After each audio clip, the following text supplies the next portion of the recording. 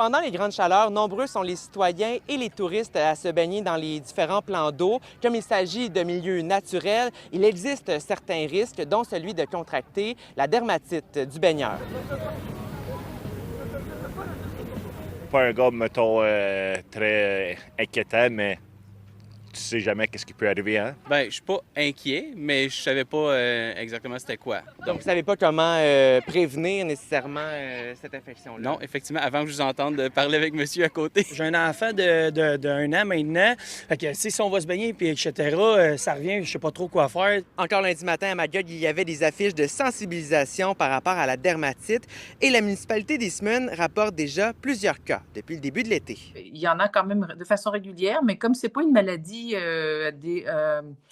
à déclaration obligatoire, on n'a pas tellement de moyens de le savoir. On le sait quand il y a des gens qui nous appellent ou quand les associations de lacs nous préviennent. C'est plutôt au lac Stouclé qu'il y a des cas de dermatite.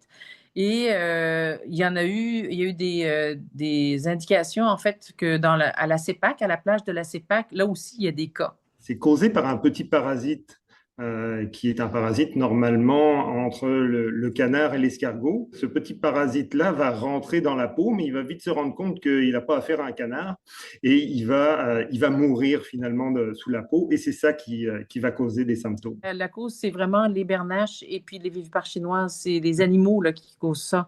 C'est pas du tout la qualité de l'eau. Les symptômes apparaissent quelques heures après la baignade et peuvent comprendre des rougeurs ou une éruption cutanée, de petits boutons rouges qui ressemblent à des piqûres de moustiques, des démangeaisons parfois très intenses, une sensation de brûlure ou de picotement. Rassurez-vous, la dermatite du baigneur n'est pas contagieuse et disparaît en quelques jours habituellement. Ça va vraiment ressembler à une petite piqûre au départ. Ça peut, tout le monde ne réagit pas pareil, évidemment. Ça n'a pas de conséquences. Le parasite va mourir, mais c'est juste très, très dérangeant. Ça peut s'étaler sur une semaine facilement. Là. Donc, oui, on est mieux d'utiliser la cortisone pour le confort. Il existe des mesures préventives pour éviter de contracter la dermatite du baigneur. Éviter de se baigner dans les zones qui sont connues pour contenir ce parasite-là. Et si on se baigne dans des eaux peu profondes, généralement c'est là où les petits parasites se concentrent, c'est de s'essuyer. En fait, mécaniquement, finalement, on va retirer les parasites de la peau sans leur laisser la chance de pénétrer dans notre peau. C'est vraiment de se sécher rapidement, de ne pas s'asseoir directement dans le sable ou dans l'herbe, mais plutôt sur une serviette. Là.